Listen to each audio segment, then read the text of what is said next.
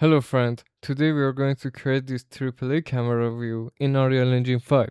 This is going to be a quick and easy tutorial that takes less than 2 minutes. So without wasting any time, let's jump in.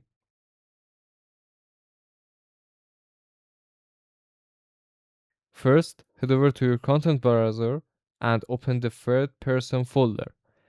Then open the blueprints folder and open BP underscore third person character.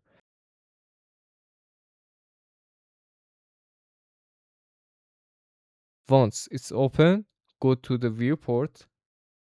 Select the camera components and move it to the position you want.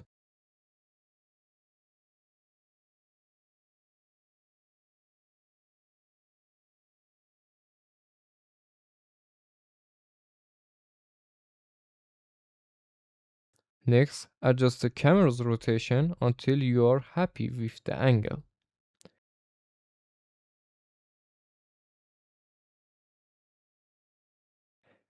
You can tweak the field of view as well if you want a more cinematic look.